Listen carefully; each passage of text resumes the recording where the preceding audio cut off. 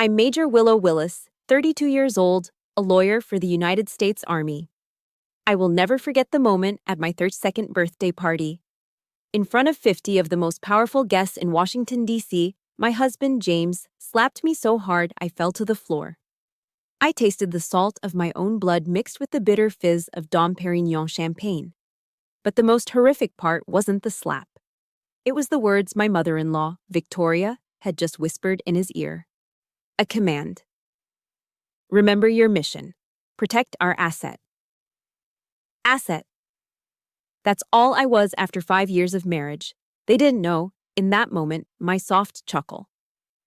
That was the starting pistol for their downfall. Let me know where you're watching from and hit subscribe if you've ever been turned on by family when money got in the way. The morning of my 32nd birthday began with a countdown clock hitting 0. I was sitting at my desk in our Arlington penthouse, the 7 a.m. sunlight glinting off the Potomac. Across the river, the Pentagon stood sharp and defined, a perfect, 5-sided symbol of order. It's where I worked. It's where I belonged. It was a world of logic, of regulations, of consequences. This place, this was not that world. This was the opposite. This was a war zone disguised as a luxury home. My screen glowed with the email I'd been waiting for. It was from the Harrington Family Trust. I scrolled past the legal jargon to the one sentence that mattered. Requires continuous marital status for no less than 5 years to satisfy the legacy provision. I checked the date on my monitor. Today, 5 years, to the day. 1,825 days of patience. 1,825 days of gathering intelligence. My fingers moved with practiced precision. I wasn't a wife, I was an operative. I encrypted the email, along with its metadata, and routed the package to a secure off-site server. A server Victoria Harrington, with all her defense contractor resources, didn't know existed. The woman who monitored her entire family couldn't monitor me. Not really. At West Point, they teach you discipline. In my advanced JAG training, they teach you the law. But in SEER school, survival, evasion, resistance, escape, they teach you how to endure. They teach you how to wear a mask while being broken, how to resist, how to wait for the one single moment to escape. My marriage had been a 5-year SEER exercise, and tonight the operation was coming to an end. The shower in the master bathroom stopped. I closed the laptop just as James walked out, a thick white towel wrapped around his waist. He was 37, a perfect specimen of Harrington DNA. His body was flawless, the kind you'd see on the cover of a men's health magazine. But his eyes were completely empty. Blank. As if the person inside had left years ago. He walked to me, his feet silent on the cold marble floor. He stopped exactly 3 feet away and recited, "Happy birthday, Willow." He leaned in and gave me the kiss he'd been programmed to deliver. It was mechanical. His lips were cool, dry, and pressed against mine for exactly 1.5 seconds. It wasn't a kiss, it was a report being filed. I responded with the trained warmth I'd perfected over 60 months. I smiled, letting my eyes crinkle just enough. "Thank you, James." Inside, I felt the familiar, bitter cold. This was the worst part of it all. The daily betrayal. Not the affairs I knew he had, those were just distractions. The real betrayal was this. The man I had fallen in love with 6 years ago, the man who was warm and a little rebellious and laughed at my military seriousness, was gone. He had been killed in action. This was just an asset, a replacement. "Mother is very excited about the party tonight," he said, his voice a smooth, pleasant monotone. He was already looking past me, toward his closet. "I am too," I lied. "Good. She wants you to wear the blue Valentino. She said it would be perfect." There it was, the first order of the day. Not from him, but through him. Willow the soldier noted the intelligence. Willow, the wife, felt the small, sharp pain of recognizing that her husband was nothing more than a high-functioning puppet. He only reacted to signals from Victoria. I needed to get to my safe room. I stood up. I'm going to get dressed. James just nodded, already selecting a tie. I walked into my walk-in closet, or, as I called it, the safe room. It was the only place in this entire 10,000 square foot penthouse that Victoria couldn't see or hear me. When we first moved in, my counter surveillance training kicked in. It took me 2 weeks to find all of Victoria's devices. They were sophisticated, paper-thin microphones behind the drywall, pinhole fiber optic cameras in the smoke detectors and air vents. A normal person would have been terrified. I was just disappointed in her tradecraft. I didn't remove the bugs. Amateurs remove bugs. Professionals feed them. Using a signal repeater and a simple audio looper, I created a fake data loop for the closet. For the last 4.5 years, anyone monitoring the feed from my closet saw and heard the same 10-minute recording. Me humming, zipping a dress, and spraying perfume. I shut the heavy oak door. I was finally alone. I walked past the rows of designer clothes, the armor Victoria bought for me, to the back wall. Behind a false panel holding my shoe collection, I pressed a hidden release. The panel clicked open, revealing a small biometric safe. My fingerprint unlocked it. Inside was my real arsenal. Encrypted hard drives, a secure air-gapped laptop, 3 burner phones fully charged. This wasn't a closet, this was my forward operating base. I sat on the floor, my back against the panel, and let out the one breath I'd been holding all morning. The tension in my chest eased, but only slightly. My public phone vibrated in my robe pocket. I looked at it. A text from Victoria. Darling, the blue Valentino, please. It presents such a united front. A velvet-wrapped order. A threat disguised as a suggestion. A united front meant her front. It meant I was to stand by her asset and look supportive, docile, and grateful. I picked up my public phone and texted her back. Of course, Mother, I can't wait. I put the phone down. I stood up, calm, and walked to the other side of the closet. I pushed past the blues, the blacks, the safe, boring colors Victoria approved of. I stopped at a garment bag at the very end. I unzipped it. Inside, a dress hung waiting. It was a Dior. And it was red. Not just red. It was a deep, visceral, blood red. The red of an attack guidon leading a charge. The red of arterial spray. Tonight was not about a united front.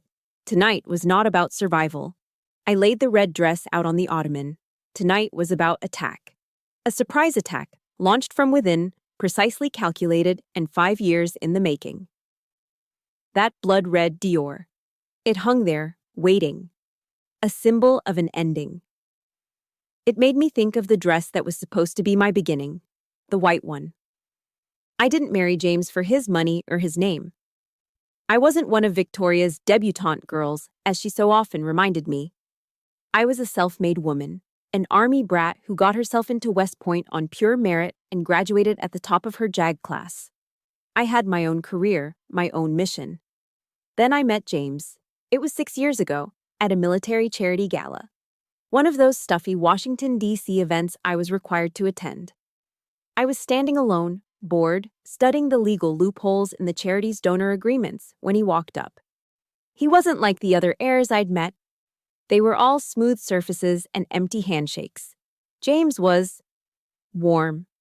He had this slightly rebellious spark in his eyes. He bypassed the generals and the senators and came right to me. He actually listened when I talked about military jurisprudence. He found it fascinating. "You're all about discipline, aren't you, Major?" he'd said, smiling. I admire that. God knows I don't have a shred of it. He was right. He had a chaotic, free energy that I, as a woman built on structure, had never allowed myself to have. I loved his freedom. And he said, loved my strength.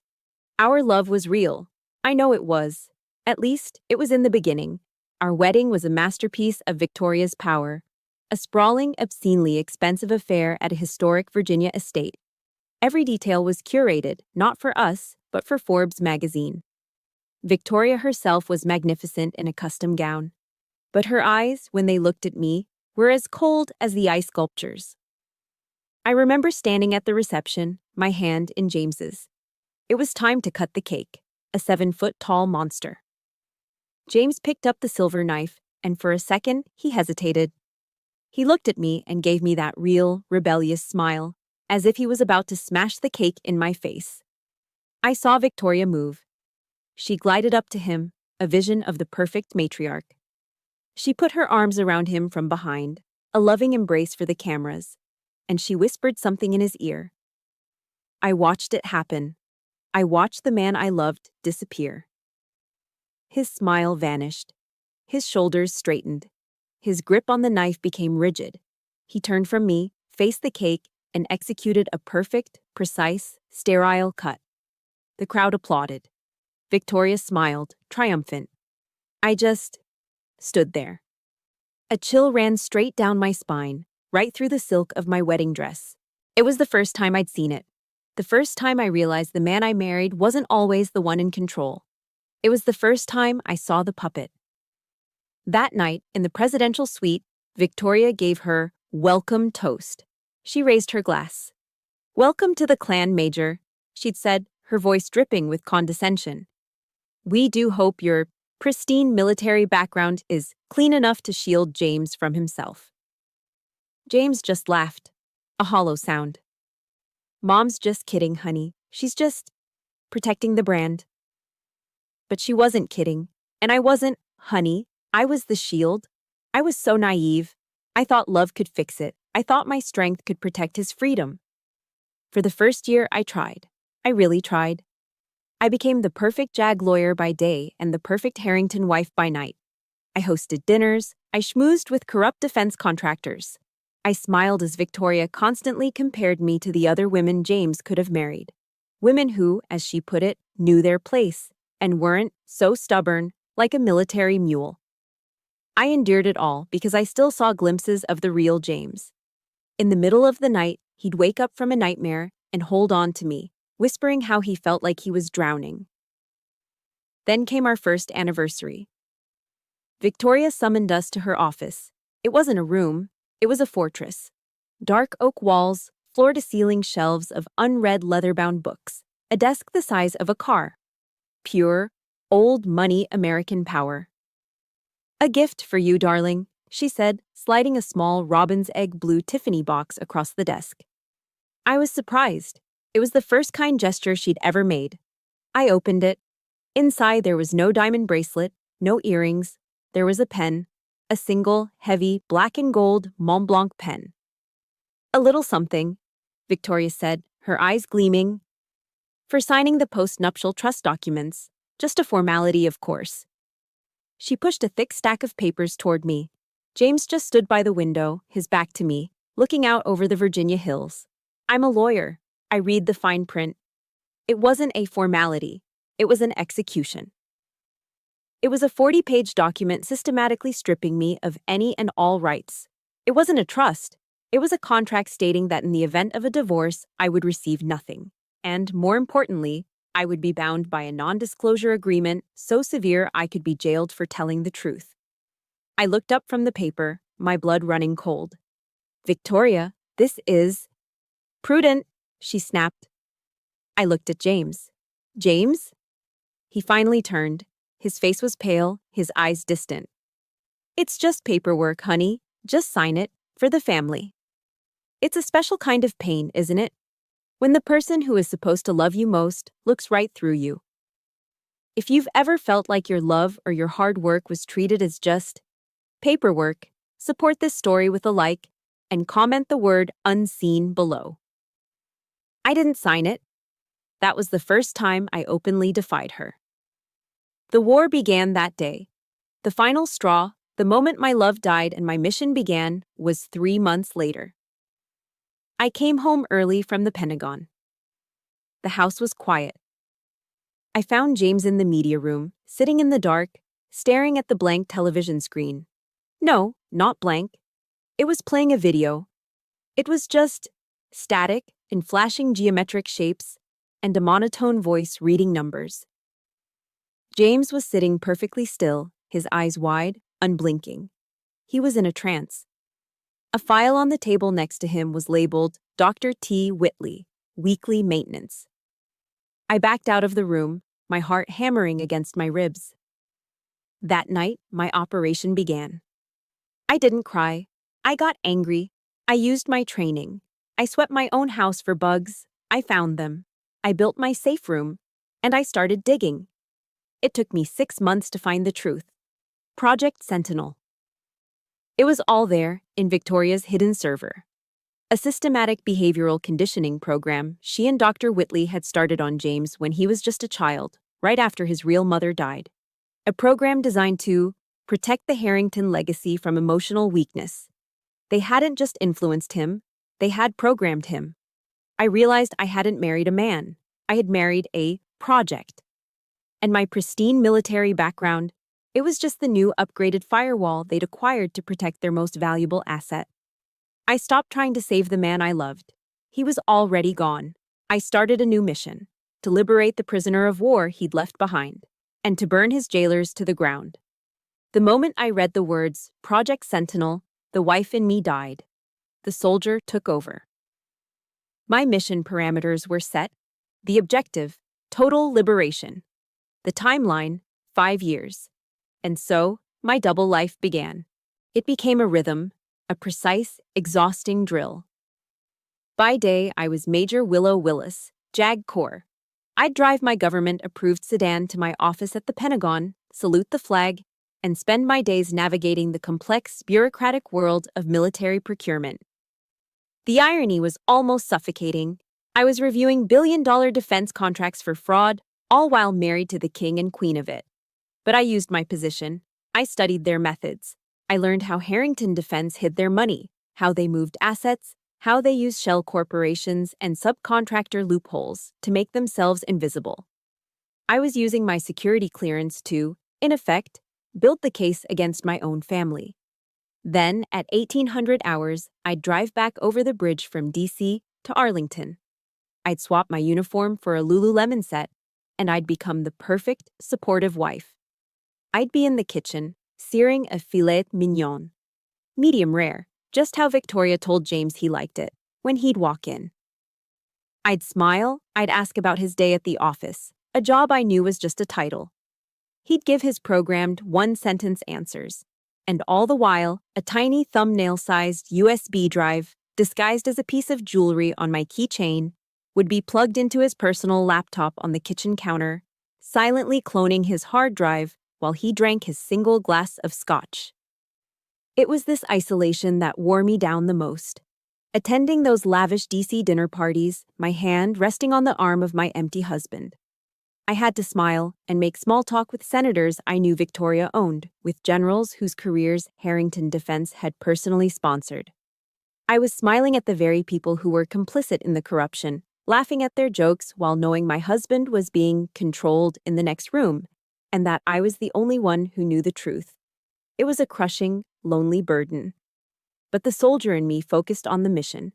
My safe room, the closet, became my command center. Night after night, for 5 years, I pieced together their empire. My JAG training was invaluable. I followed the money. It led me to a shell corporation in Delaware, the most anonymous state in the Union, to hide a company. This company, Behavioral Performance Solutions, LLC, had one client, Harrington Defense. And it had one vendor it paid, Dr. Thomas Whitley. The payments were massive, $30,000 wired on the first of every month from an account in Zurich. The invoice memo was always the same. Ongoing behavioral performance consulting. This wasn't therapy, this was a maintenance fee for a puppet. But the real jackpot was the audio files. Buried deep on a backup server, I found recordings of Victoria's family board meetings. I listened, my blood turning to ice as they discussed me. They talked about the 5-year trust deadline. I heard Victoria's cold, clear voice discussing the risk of James's original personality re-emerging. "We need to reinforce his conditioning," her voice said on a recording from 2 years ago. "Increase Dr. Whitley's sessions. I will not have 5 years of work undone by an emotional relapse. Secure the asset. Then, we deal with the major." They weren't just waiting out the clock. They were planning a new offensive, and I was the target. I became more reckless. I needed more. I started digging into the corporate servers, not just James's laptop. That's when I almost got caught. It was a Tuesday morning. My phone rang. It was William, James's cousin, the Harrington family's chief counsel. A snake in a $5,000 suit. "Willow," he said, his voice slick with false charm. "Just checking in. I saw your network ID pinging our servers. Taking a special interest in the Zurich subcontracts, are we? Is the Pentagon investigating?" My heart stopped. He was baiting me. He knew. I let the silence hang for a beat. I forced my voice to go cold, not with fear, but with authority. The authority he gave me, but didn't respect. I became Major Willis. "That's right, William," I said. "We're conducting a full audit of all Tier 3 subcontractors. Standard procedure." "This seems aggressive," he pushed. "It is," I snapped. "I'm just making sure Harrington Defense is clean before the Pentagon rubber stamps your next Aegis contract. I'm protecting the family, just like I'm supposed to. I assume you have no problem with that.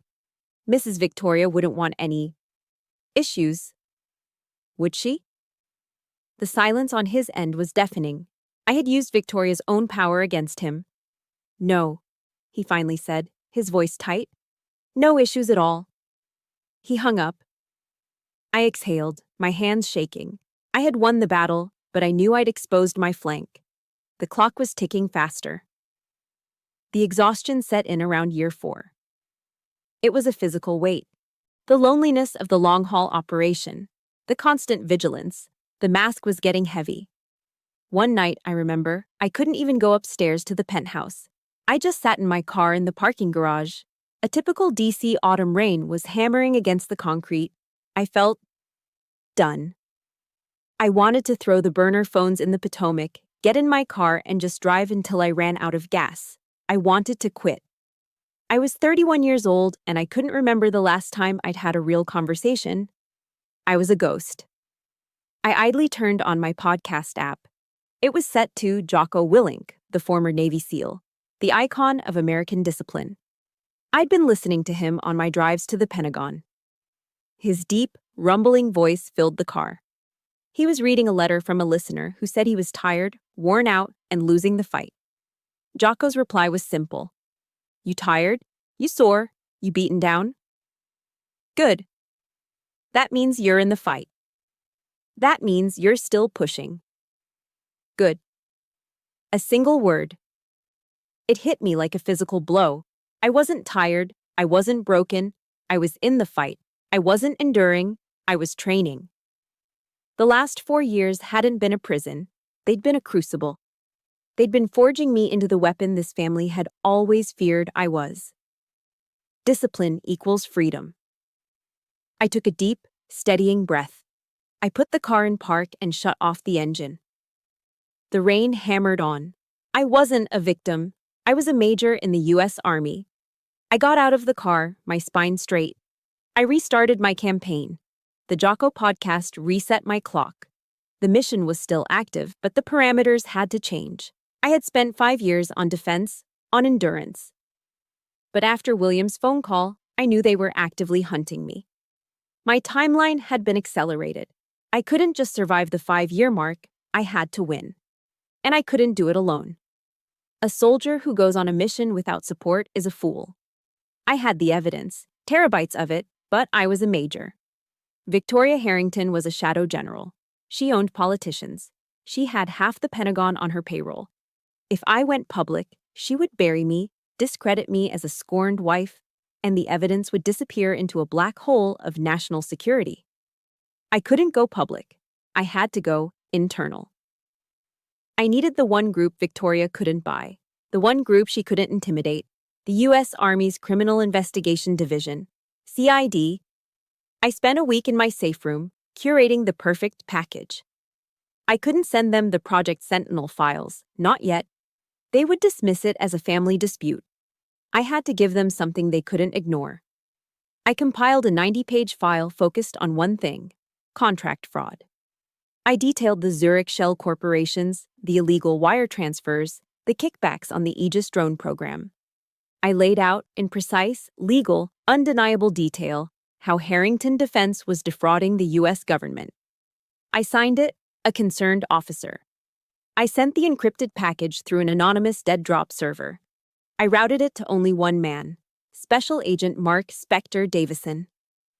I knew his reputation. Everyone at the Pentagon did. Spector was a ghost, a quiet 48-year-old widower who had spent his life in the shadows of military justice. His father had been a sergeant major. They said Mark Davison was the last true believer, a man who couldn't be bought, bribed, or bullied. 3 days later, I got a reply on my burner phone. A single message. Tomorrow, Euro 600, ANC, Arlington National Cemetery. It wasn't an office, it wasn't a coffee shop. It was a place of honor, a place where you couldn't lie. At dawn, the air was cold and sharp. I was in my full Class A uniform, the green service uniform. Mark was waiting for me just inside the gates, standing by the headstones of the service members from the most recent wars. He was a civilian, but he wore his suit like a uniform. He had a deep sadness in his eyes that I recognized, the look of a man who has seen too much. We didn't shake hands. He just nodded and started walking. I fell into step beside him. We walked in silence for 5 minutes, the only sound our polished shoes on the wet pavement and the distant sound of taps being played for a funeral. The rows of simple white headstones stretched out in perfect, disciplined lines. He finally spoke, his voice low. "Your package is impressive, Major, meticulous. You've got a slam-dunk case on the contract fraud." He stopped and turned to me, his eyes searching mine. "But it's incomplete. You didn't build this file because you're a concerned officer. You built it because you're pissed. This file is personal. It's missing the why." I stood there, at attention, in the most sacred ground in America. He was right. He was testing me, not as a lawyer, but as a person. And I knew, in that moment, I had to make a choice. Trust no one, or trust this one man. I took the gamble. Because they are doing to the U.S. government exactly what they are doing to my husband. His expression didn't change, but his eyes sharpened. Victoria Harrington, my mother-in-law. She programs him. My husband, James. He is a victim. They are using psychological conditioning to control him, to protect their legacy. The man I married is a prisoner of war. And I am too. I said it. The whole truth. My voice didn't shake. It was the simple, cold, unvarnished truth. Mark stared at me. He looked away, out over the endless rows of the fallen. He seemed to be looking at one grave in particular. "My wife, she died of cancer 3 years ago," he said, his voice rough with an emotion I hadn't expected. "Her father was a hard man, a bully. Thought emotion was weakness. He ran his family like a boot camp." He paused. "For the last year of her life, she refused to see him. She said she'd rather die in peace than fight a war she couldn't win." He turned back to me, and the sadness in his eyes was replaced with a cold, hard fire. "In the Army, we have a saying, Major. I've got your 6. It means I'm watching your back." He took a step closer. "Major Willis, what they are doing to you, that is not family. That's a crime. Those people, your husband's family, they do not have your 6. He waited a beat. "But we do." I don't know how to describe that feeling. For 5 years, I had been utterly, completely alone. I was the only soldier in a one-woman war. And in that moment, on that sacred ground, a stranger, a good man, had just shown up as my reinforcements. I felt the prickle of tears, the first in 5 years. I blinked them back. "What's next, Agent Davison?" "What's next," he said, "is you keep your head down. We will take this fraud case and rip them apart from the outside. You just survive." But Victoria was already moving. A week later, I got a priority alert from my JAG superior. My security clearance, my career, was under a surprise review. An anonymous tip had been filed, suggesting I was a security risk due to unstable personal associations. It was Victoria's classic move, a preemptive strike. She was trying to get me disbarred, dishonorably discharged. She was trying to destroy my credibility before I could use it. I was panicked. I texted Mark, code red. The next day, the review was canceled. My superior was baffled. False alarm, Major, he said. CID stepped in, said the tip was malicious and unfounded. Weird. You must have an angel on your shoulder. I got a one-word text from Mark. Blocked. He followed up with another coded message. She spooked. The 5-year clock is making her nervous. She knows the asset is about to expire. She's not just protecting her flank, she's setting a trap. I looked at the message, and I understood. The birthday party, my 32nd birthday. The 5-year anniversary. It wasn't just my D-Day, it was Victoria's too. She was planning to deal with the Major that night. The game was on. The elevator doors opened and the battle began. We were at the Apex, a glass-walled restaurant on a DC rooftop, the kind of place where laws are rewritten over $50 cocktails. The view was staggering, looking straight out over the illuminated spike of the Washington Monument, a monument to freedom, hosting my execution. The room was staged perfectly. Massive sprays of white orchids, crystal chandeliers. It was suffocating. James was silent beside me, his hand on my back, a rigid, cold weight. He was tense, but it wasn't a human tension. It was the tension of a machine wound too tight. Victoria glided toward us. She was wearing a severe navy blue Chanel suit, the armor of the DC matriarch. She didn't walk, she advanced. She pulled me into a dry, papery hug, her perfume choking me. Willow, darling, she whispered, her lips brushing my ear, her voice a cold hiss meant only for me. Red. How? Bold. She pulled back, her eyes flicking over the Dior. The Valentino, the blue one. It would have shown more unity. I gave her my pre-planned, camera-ready smile. I just wanted to stage a surprise attack, Victoria. Her own smile thinned. She knew I wasn't just talking about the dress. She turned and put her hand on James's arm, a gesture that looked like affection, but was one of command. James, darling, be a good husband and get your wife some champagne. He nodded, a jerky, puppet-like motion, and moved toward the bar. My eyes scanned the room. This was it. The moment I'd been training for. I began my threat assessment. The entire DC power structure was here, the Beltway elite, in the flesh. I saw 2 4-star generals I knew were on the Harrington payroll. I saw Senator Klein, whose entire re-election campaign was funded by Victoria. I saw lobbyists, defense contractors, and their wives, all dripping in diamonds, all laughing too loudly. Every person here was an ally of the Harrington Empire. And then the cold, hard realization hit me. I looked for a friendly face, a lifeline. There was no one. Not one colleague from my JAG office. Not a single friend from my West Point class. Not even my old roommate from basic training who lived 20 minutes away in Alexandria. This wasn't a party. It was a courtroom. It was a trap, sealed and hermetically clean. Victoria hadn't just curated a guest list. She had sanitized the stage. She had removed every possible character witness who could speak on my behalf. I was utterly, completely, and strategically alone. Willow, happy birthday! A voice, slick as oil, slimed its way into my ear. It was William, the family's legal counsel, the snake. He was holding 2 glasses of champagne, and right behind him was the architect himself, Dr. Thomas Whitley, the puppet master. A word, doctor? William said, nodding to Whitley as he handed me a glass. I didn't take it. They thought I was out of earshot. They stepped near a jazz trio that was playing, using the music for cover. I was trained in counter-surveillance. I know how to read lips, and I know how to move. I drifted closer, pretending to admire the view. Unstable, Whitley was murmuring, his back to me. I warned you, William. Accelerating the protocol this fast risks destabilizing the asset completely. He just needs to last the night, William hissed. After tonight, she's gone. Victoria has the... Gentlemen. They both spun around. I was standing right there, my smile frozen in place. William recovered first, his politician's smile snapping back.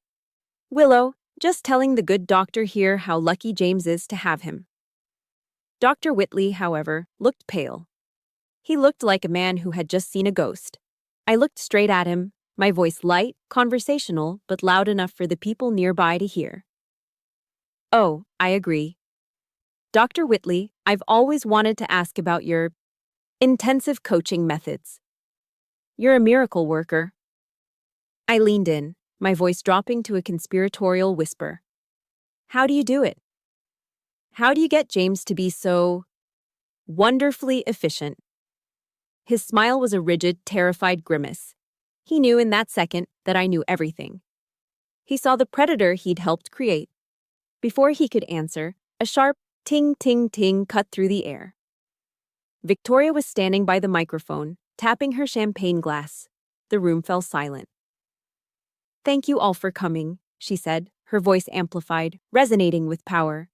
She was in her element, the queen on her throne. We are here to celebrate my wonderful daughter-in-law, Major Willow Willis. Her eyes found me, a spotlight pinning me in place. Willow has been a rock, she continued. So loyal, so discreet. In her 5 years with our family, she has shown such a profound commitment to our legacy. It was a speech, but it was also a warning, a message to everyone in the room. She is ours. She is under control. It was a performance of ownership. I felt sick. I looked over at James. He was standing near the stage, his expression blank. My last, stupid, fragile piece of hope flickered. Come on, James. The real James. Be in there. See what she's doing. See me. But he wasn't looking at me. He wasn't looking at his mother. He was staring at the table in front of him, and his fingers were tapping. Tap, tap, tap, tap, tap, tap, tap, tap. My blood turned to ice. It wasn't a nervous tick. It was a pattern, a rhythm. I knew that rhythm. I'd heard it on the training videos. It was a mnemonic device, a self-calming anchor that Whitley had programmed into him. It was the signal, the trigger. He wasn't just nervous. He was executing a command. Victoria raised her glass, her eyes locked on me. So let's all raise a glass, she boomed. To Willow. And to her, transformative 32nd year. It was a threat. I looked from her, the general, to James, the weapon, and I realized their plan, the one they'd been whispering about, was in motion. The trap was about to spring. Victoria's smile was a triumphant slash as the applause died down. And now, she announced, the gifts. The jazz trio softened. A silver cart was wheeled out by a waiter. Victoria, the general, stayed put. She was commanding this from the stage. James, she called out, her voice dripping with maternal pride. Your gift first. James, still standing near her, moved toward the cart. He picked up a long, dark blue box. He walked toward me. He moved like he was wading through water, his motions stiff and delayed. He wasn't walking, he was being moved. He stood in front of me, not meeting my eyes. He opened the box. Inside, resting on black velvet, was a tennis bracelet. It wasn't just a bracelet. It was a wall of diamonds, heavy, ostentatious, and blinding. It was worth more than my next 3 years of military pay. It's beautiful, I said, my voice practiced. My smile felt like a crack in a dam. He just stared at the box. Victoria's voice cut through the air again, impatient. Well, put it on her, son. What are you waiting for? James flinched. He fumbled with the bracelet. His fingers, the fingers I once held, were cold and clumsy. He grabbed my left wrist. His touch was like cold metal. He fumbled with the clasp, his knuckles brushing my skin. It felt like being touched by a stranger. Snap. The clasp clicked shut. It was heavy on my arm. A beautiful handcuff, I thought, the words echoing in my head. I forced my smile wider for the cameras I knew were watching. The performance had to continue. James just stood there, his hand still hovering near my arm. Now, Victoria's voice boomed. For a special announcement. She glided off the stage, moving toward James and me. The room was absolutely silent, watching her. This was the moment, the transformative part of the evening. She reached us. She didn't look at me. She only had eyes for her son, her creation. We are so proud, she said, her voice now softer, but it carried. She placed a perfectly manicured hand on James's shoulder. I watched, my heart hammering. This was it. Her fingers didn't just rest on his shoulder, they dug in. Her thumb pressed hard into a spot just below his collarbone, a nerve center. It was a practiced, deliberate pressure. It wasn't a touch of love, it was an activation. I saw the change in him instantly. A shiver went through his body. Victoria, I said, my voice low, a warning. She ignored me. She leaned in, her lips almost touching James's ear. She spoke, and in the dead silence of the rooftop, everyone heard her. You've been so loyal, Willow, she said, her eyes now locked on me, cold and victorious. So supportive, especially for these last 5 important years. She stressed the words. It was a signal. The contract was complete. And then she turned her lips back to James's ear. A whisper, but a whisper I was trained to hear.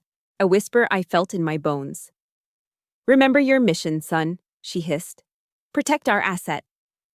Asset, not our family, not our honor. Asset. I had my hand on my clutch, my finger on the audio recorder of my burner phone, which was already active. I had been recording since her speech began.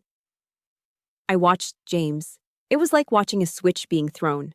His entire body went rigid. The fog in his eyes vanished, replaced by a terrifying, flat, reptilian focus. His pupils. They constricted. He turned his head toward me, slowly, mechanically. The man I married was gone. This was the sentinel. He spoke. His voice was not his own. It was a perfect, flat, emotionless monotone. You betrayed us. The entire room gasped. I could hear the sharp intake of 50 people. Victoria stepped back, a single, perfect step. Her face was a mask of satisfied, shocked concern. The director watching her play unfold. What? I said, my voice steady. We know, James continued in that same dead voice. We know about your investigation. Another gasp from the crowd. I saw William and Dr. Whitley standing together, watching.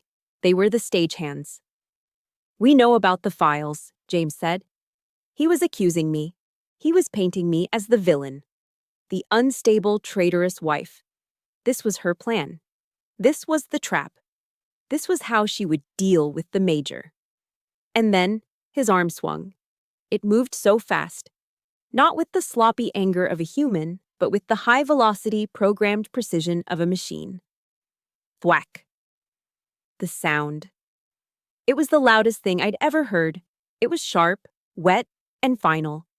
It echoed across the rooftop, silencing the jazz music, silencing the DC night. His open palm connected with the side of my face. The force of it snapped my head back. The world exploded in white light and pain. I was airborne for a second. I crashed backward into the champagne table. The sound of shattering glass, of a Dom Pérignon flute breaking. I hit the marble floor, hard. I landed on my side, my legs tangled in the tablecloth. The red Dior dress, now soaked with spilled champagne. My ears were ringing. The pain was a dull roar. But I could feel something else, something warm.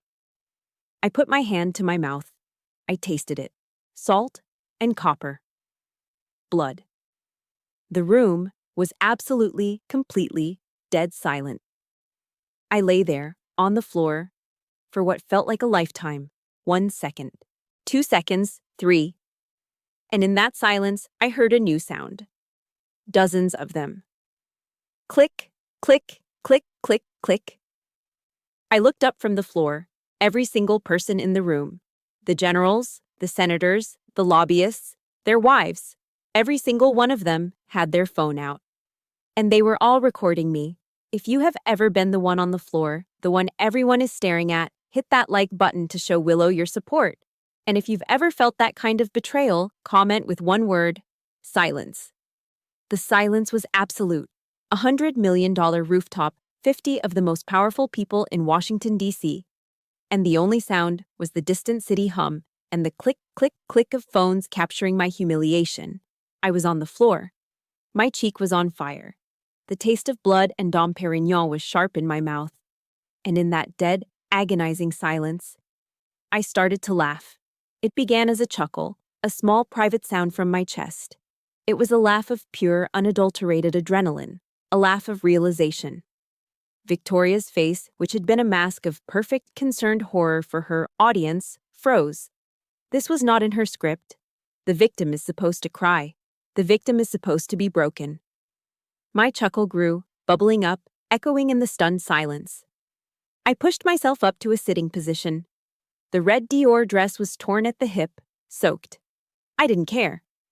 I looked straight at Victoria, and I laughed. A full, clear, controlled laugh. Victoria's eyes narrowed, the mask slipped. She knew she had just made a fatal, tactical error. As I sat there on the floor, a quote flashed in my mind, a line we'd studied at West Point from Psalm 144.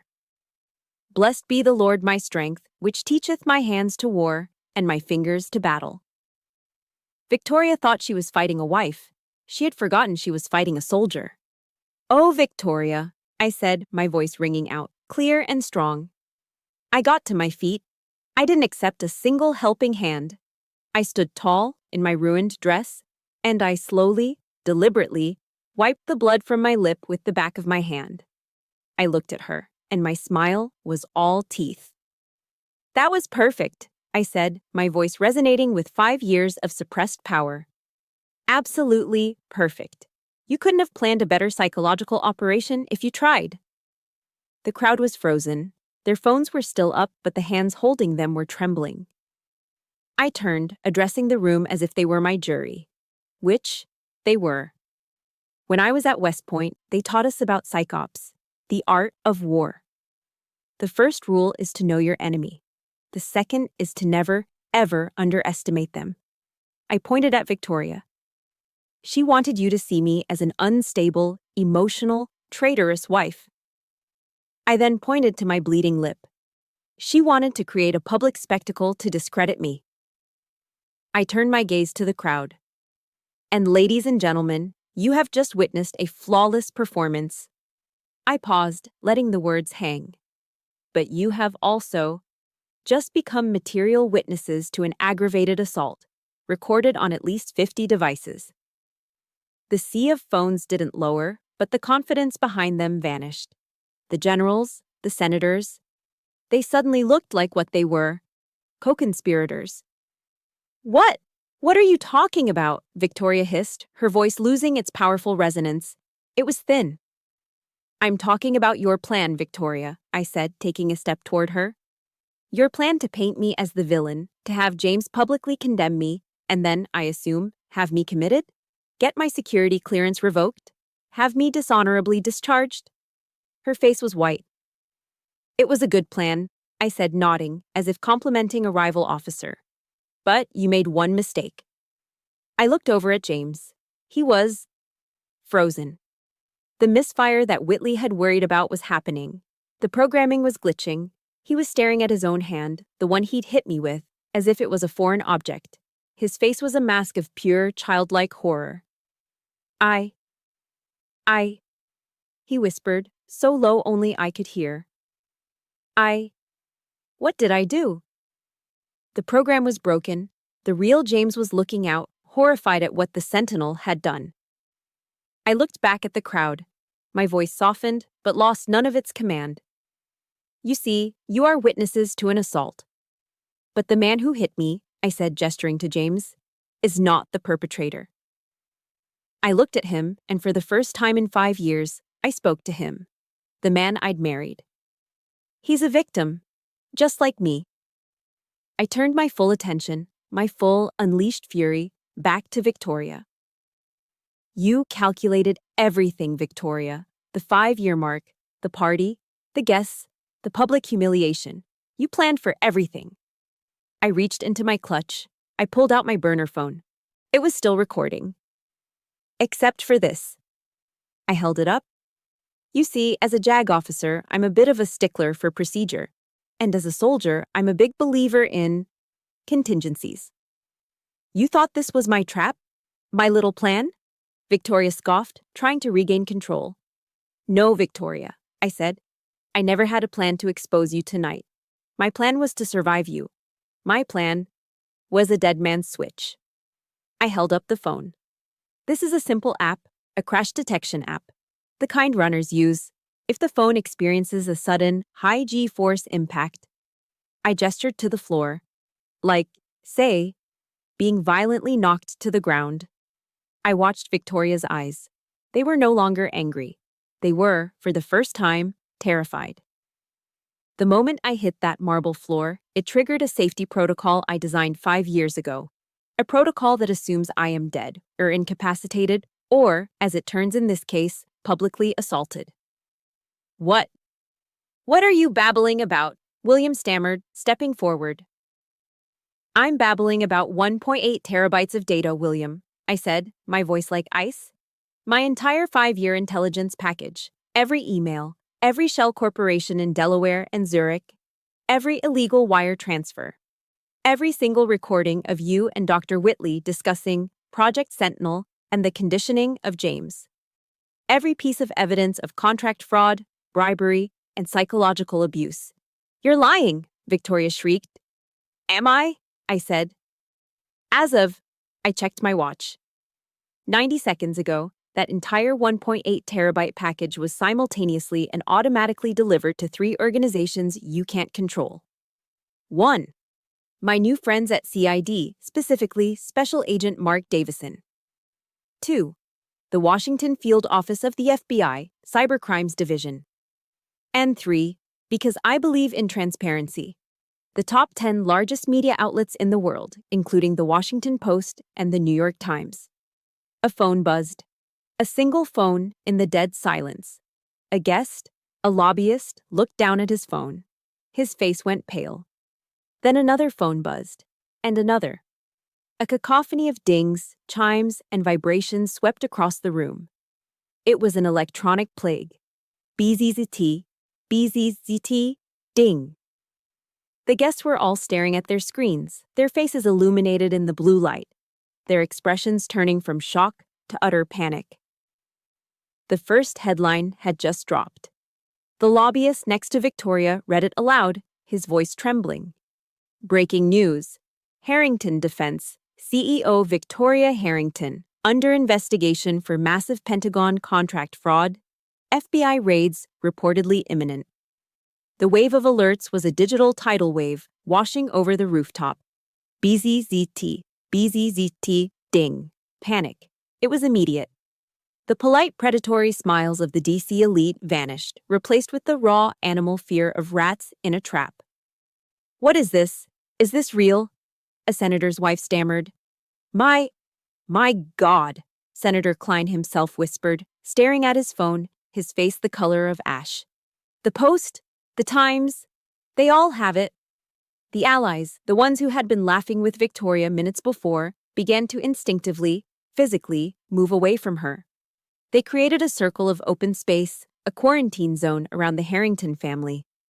Victoria was trembling, her face a grotesque mask of fury and disbelief.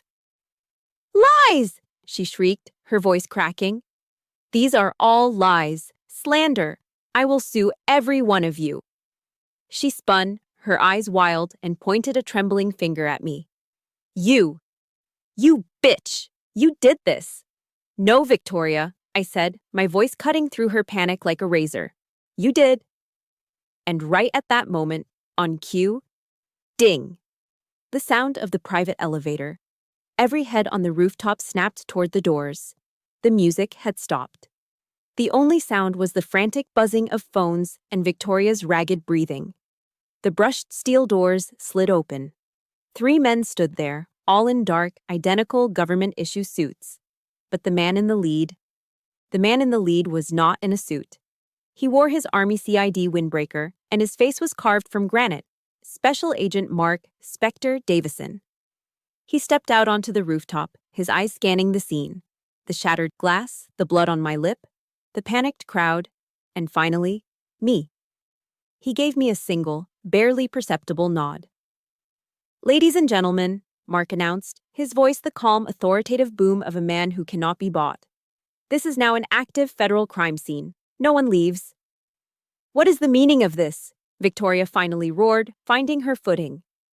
This, she understood, a show of force. She stepped forward, trying to muster her authority. "Agent Davison, is it? Do you have any idea who I am?" It was the classic, pathetic defense of the DC powerful. Mark didn't blink. He took a step toward her, his gaze unwavering, and he delivered the line that shattered her world. "Yes, ma'am, we know exactly who you are." He nodded to the two FBI agents behind him. "That's why we're here." He held up a small badge. "Victoria Harrington, you are under arrest for conspiracy to defraud the United States government, multiple counts of wire fraud, and bribery of a public official." "This is insane. You have no proof," she screamed as the two agents moved past her, their hands reaching for handcuffs. "We do, ma'am," Mark said, his voice flat. "We just received a 1.8 terabyte package of it from Major Willis." The blood drained from her face. As the agents cuffed her, the rooftop dissolved into pure chaos.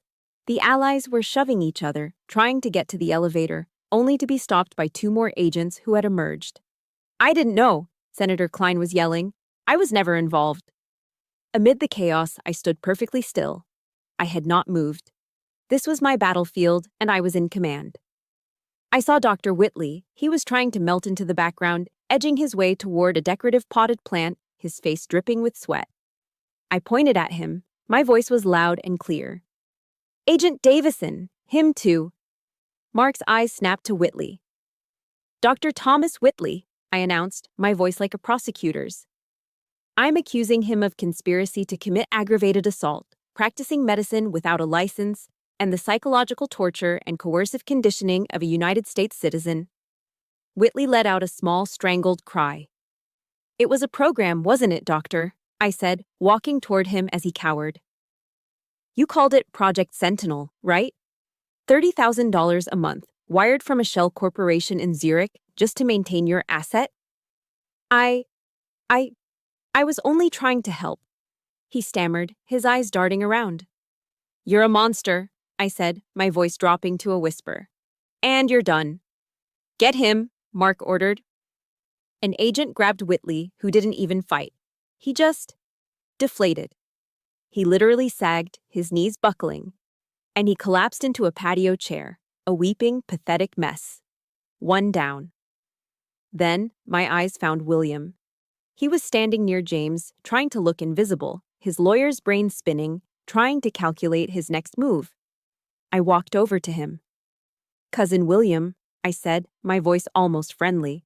He looked at me, his eyes filled with pure hatred. "You've destroyed this family." "No, William, you just sold it for parts," I said. "Let's talk about the Aegis drone contract, the one from last March." His mask of calm cracked. He visibly paled. "Insider trading is a nasty charge," I continued, ticking off points on my fingers. "But when you do it by leaking classified weapons data to a non-NATO-approved subcontractor in Turkey, well, that's not just insider trading. That's a little closer to treason." You have no proof," he whispered. "I have the audio file of your call, William. The one you made from your supposedly secure office line. I have the wire transfer receipts from Istanbul." I leaned in. "You're the family lawyer. You know the drill. You're the first one they're going to pressure. You should start thinking about a plea deal. Now." He stared at me, his mouth opening and closing, a fish drowning on air. And then, a sound cut through all of it. "What have you done?" It was Victoria. She was in handcuffs, but she was fighting, a lioness in her death throes. She was screaming, not at me, not at the FBI, but at her son, at James. He was standing alone, in the center of the chaos, staring at his mother, the cuffs on her wrists. The programming was shattered, and he was just lost. James, you were supposed to stop her. You were supposed to be strong, Victoria shrieked, her voice raw with a despair that had nothing to do with the FBI and everything to do with her failed project. I built this for you. I gave you structure. James looked at her, and for the first time in 5 years, the fog was completely gone. The real man was there, and he was broken. He asked her a question, a simple, quiet question that cut me deeper than the slap. Why? He whispered, his voice trembling. Just, why? What am I to you? He wasn't asking as a husband, he was asking as a son. Victoria stopped struggling. She stared at her son, her creation. And in that moment, in her desperation, her mask of the cold, calculating CEO dissolved, and the true, terrified, monstrous tyrant was revealed. She lost all control. What are you? She jailed, her voice a guttural scream that echoed across the DC skyline. You're weak. You were always weak, just like him. She was spitting, her face contorted in pure, unfiltered rage. It needed structure. It needed to be controlled. The Harrington legacy had to be protected from its own weakness. The confession. The entire rooftop froze. The FBI agents, the cowering guests, William, Whitley, everyone. They all heard it. The final admission. She hadn't been protecting her son. She had been protecting the legacy from her son. He was never the heir. He was the flaw. James just broke. A sob tore from his chest. I looked at Mark. He nodded. Justice, finally, had been served. Victoria's final, monstrous confession hung in the air, thick and toxic, poisoning the rooftop more effectively than any nerve gas. Her shriek, "It needed structure," echoed and then died, leaving a vacuum of pure, horrified silence.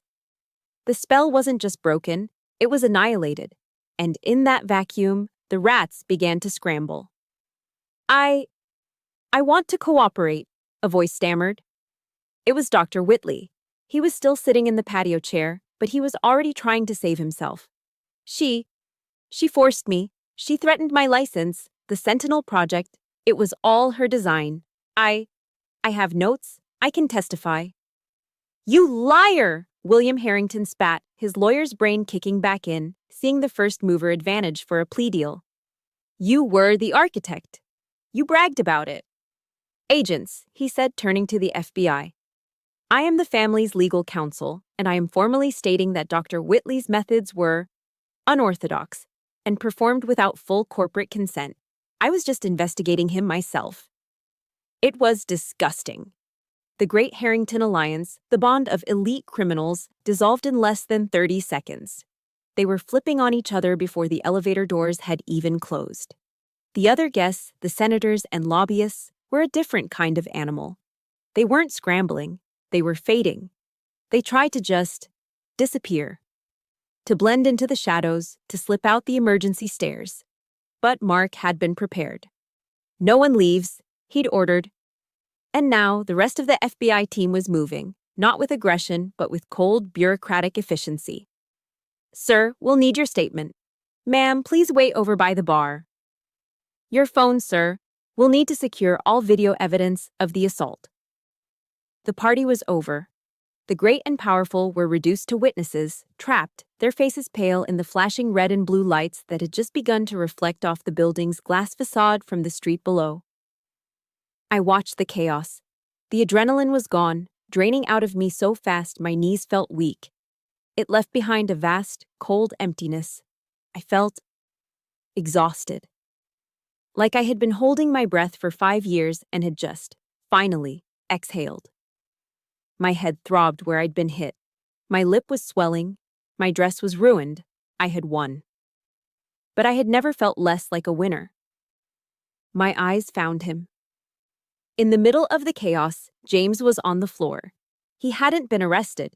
He wasn't a rat. He was just gone. He was sitting on the marble, his back against a wet, broken patio table, his arms wrapped around his head, rocking back and forth. He was whispering. He was muttering things, fragments of memories like a broken radio picking up lost signals. The boat, Lake Anne. She said it was too slow. Don't be slow, James. My dog Buster, he got sick. She said he was defective. Defective? His voice was thin, reedy. It was the voice of a 10-year-old boy. The conditioning, the Sentinel program, had been shattered by the night's trauma. But what was left underneath wasn't the man I'd married. It was the broken child he'd been built on top of. My heart ached, not with love, not anymore, but with a profound, soul-crushing pity. He was the primary victim. He was just the first. I walked through the chaos. An FBI agent tried to stop me. "Ma'am, we need your—" Mark put a hand on his arm. "Let her go. She's the victim and the lead witness." I stopped in front of James. I didn't sit. I didn't kneel. I kept my distance, a few feet. He looked up at me. His eyes, the blue eyes that I had fallen in love with 6 years ago, they were clear. They were finally, terribly clear. And they were filled with an ocean of agony. "Willow," he whispered. His real voice, the one I hadn't heard in years. "Willow, I hit you." It wasn't a question. It was a statement of dawning, unbearable horror. I hurt you," he said, his voice cracking. Tears were streaming down his face, mixing with the champagne on his cheeks. "Oh God, Willow. What she made me. I'm so sorry." He reached a trembling hand out to me. Not to hold me, just a plea. This was the moment. The most dangerous moment of all. The moment the victim I loved was asking for help. The moment my heart, the woman I used to be, wanted to forgive him, to hold him, to tell him it would be okay. But the soldier knew better. I did not take his hand. I stayed standing, just out of his reach. A boundary. My voice was gentle, but it was firm. It was not the voice of his wife. "Yes," I said. "You did." His face crumpled. "The man I met, the one at the charity event," I said, my voice quiet. "The one who loved talking about obscure history and hated his own lack of discipline." A small broken laugh escaped him. "I remember him," he whispered. "He was real," I said. "What we had, the beginning, that was real. I saw the signs of him trying to get out, before they reinforced the program." He looked up, desperate. "Willow, what now? What happens to me? What do I do?" I looked at this broken man, the shell of my husband, and I made my choice. "Now, you begin your journey, James," I said. "You start the fight, the real one." I can't," he whispered. She's everything. She's in my head." "I know," I said, "and I can help you. I have all the files. I have Dr. Whitley's notes. I know what he did to you, what triggers he installed, what memories he suppressed. I can help you deprogram." Hope flashed in his eyes. You will?" "Yes," I said. I took a single, deliberate step back. "I will help you. As Major Willis of the U.S. Army JAG Corps, I will testify on your behalf. I will give your lawyers all the evidence they need to classify you as a victim of long-term coercive control. I will help you as an officer, but not as your wife. That is over." The word wife hung in the air between us, and we both knew it was the end. He understood. He finally, painfully, understood. He just nodded, covering his face with his hands, his shoulders shaking in silent sobs. I had won. I had lost. I had survived. I turned around. The adrenaline was completely gone now. I just felt heavy. Mark Davison was standing by the elevator. The chaos was dying down. Victoria was gone. William and Whitley were gone. The guests were being processed one by one. He looked at me, his face grim, but his eyes kind. He saw the ruined dress, the bloody lip, the exhaustion. "You did good, Major," he said, his voice low. "A perfect operation. Flawless execution." I just nodded. I was too tired to speak. Just, just doing my duty, Agent, I whispered. Go home, Major, he said. Or, somewhere safe. We'll be in touch. I walked toward the elevator, the same one I had arrived in my red dress, ready for war. It felt like a lifetime ago. I stepped inside. The doors slid shut, sealing me in. And as the elevator began its smooth, silent descent, I was finally, completely, alone. I left the penthouse, the flashing lights, the broken champagne glasses, and the entire smoldering wreck of the Harrington dynasty behind me. 6 months. 6 months after I stepped out of that elevator, leaving the war zone of the penthouse behind.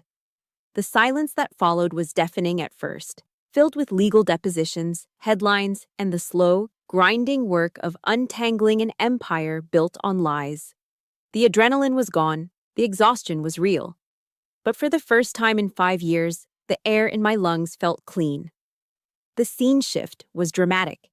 I had left the flashing red and blue lights of the raid, and now I was sitting in the sterile, fluorescent light of a federal courtroom. It was the final day. Judgment Day. I watched Victoria Harrington. The glamour was gone. That was an understatement. She was diminished. The Chanel armor was gone, replaced by a standard-issue beige jumpsuit. Her perfectly coiffed hair was dull, her natural gray roots showing. She looked every bit her 60 years, and she looked small. She had fought, of course. Her remaining lawyers tried every trick, painting her as a tough businesswoman in a man's world, a mother protecting her legacy. It didn't work. The 1.8 terabytes of data were irrefutable. The judge's voice was flat, unimpressed by the legacy of the Harrington name. On the charge of conspiracy to defraud the United States government, on 28 counts of wire fraud, on the charge of bribery, this court finds you, Victoria Harrington, guilty. I didn't feel joy. I just felt a final, heavy stillness. Her sentence came down like a gavel on a coffin, 28 years in a federal penitentiary, with no possibility of parole. A life sentence. The allies, of course, had scattered like the rats they were. The moment the FBI had them, William and Dr. Whitley had cooperated so fast they were tripping over each other to offer testimony. They turned on Victoria, on each other, on everyone to save themselves. It worked to an extent. Dr. Whitley, for his Project Sentinel and psychological torture, received 7 years. His medical license permanently revoked. William, for his insider trading and conspiracy, got 5. The Harrington defense empire was seized by the government. Its assets were liquidated to pay hundreds of millions in fines and restitution. The legacy Victoria had killed for was wiped out in a single morning. The battle was, finally, over. I left the courtroom alone. I stepped out of the heavy wooden doors and into the bright DC sunlight. The noise of the press was instant. Flashes, microphones, shouted questions. Major Willis! Major Willis! I ignored them, my eyes searching. He was there, standing across the plaza, near the steps, just waiting. James. He was thinner, and his eyes, once foggy with conditioning, were clear again.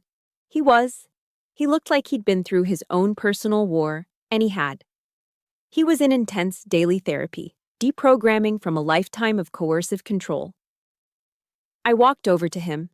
The press held their distance, sensing this was a different, more private moment. Willow, he said. His voice was quiet, but it was his own. James, I replied. I heard the sentencing, he said. I was there, I said. It's done. He nodded, looking down at his hands. She still tried to send me a message through her lawyer last week. An order. He looked up, his clear eyes meeting mine. I told the lawyer I told him where he could go. A small, sad smile touched my lips. Good. I wanted to thank you, Willow, he said, for testifying. For explaining that I was a victim, I finished for him. You were. You are. I'm trying not to be, he said, and I heard the strength in his voice for the first time. I'm in treatment. I am digging through a lot of rubble. Decades of it. He took a deep breath. Which is why I wanted to tell you. I've instructed my personal attorneys. What's left of my personal non-Harrington assets anyway? I'm transferring the entire amount to your new project. I was stunned. James, you don't have to do that. I know, he said. That's why I'm doing it. Willow. It was the first real autonomous decision I've ever made in my entire life. There it was, the real victory. Not the prison sentence for Victoria, but this, the first act of a free man. We stood there for a long moment. The love I'd felt for him was gone, evaporated by the trauma. But in its place was a profound, aching respect for the survivor standing in front of me. What now? I asked, just as he had asked me on the rooftop. Now, he said, I continue my journey. And you continue yours. He didn't try to hug me. He didn't ask for a second chance. He just gave me a small, respectful nod, the nod of one soldier to another. Goodbye, Willow, he said. Goodbye, James, I replied. He turned and walked away, disappearing into the crowd, leaving me to face my own future. My future started a week later. I stood on the steps of the Pentagon in my full Class A uniform. The press was there again, but this time, I had invited them. My wounds were healed, my hair was tied back in a tight regulation bun. I was not a victim. I was an officer. I was launching my nonprofit. I had taken the name. I had reclaimed it. Today, I said, my voice clear and strong, amplified by the microphones, we are launching the Sentinel Freedom Project. I told them my story. Not the bloody details, but the truth. That I was a survivor of extreme psychological abuse and coercive control. And that if it could happen to a major in the U.S. Army, it could happen to anyone. My new mission, my new legacy, was to provide legal aid, psychological support, and extraction services for those trapped in similar, silent war zones. I ended my speech with the words that had become my new creed. I told them about a speech I admired by a man who understood conflict, Theodore Roosevelt. President Roosevelt spoke famously of the man in the arena, I said, my voice ringing out over the plaza.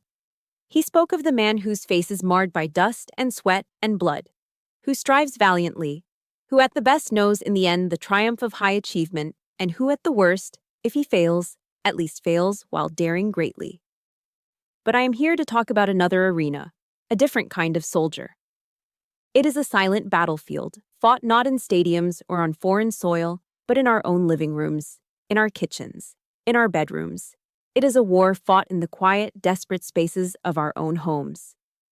In this arena, I said, my voice thick with the memory, there is no crowd. There is no credit. There are no cheers for the winner. There is only silence. Today, I declared, we break that silence. We are not assets to be controlled. We are not property to be managed. We are not weak for feeling. We are the survivors. We are the warriors. We are the soldiers in our own arenas. And from this day forward, we will win. Thank you. Thank you for listening to my story. For 5 years, I fought my battle in silence, but sharing it with you all has been the final step in my healing. I know I'm not the only one who has had to face a silent arena. If this story touched you or reminded you of your own strength, please let me know in the comments. Just writing, I am a warrior, is enough to show your support. Your voices mean the world. And if you believe in the power of breaking the silence, please subscribe to this channel for more stories of survival and of finding your voice.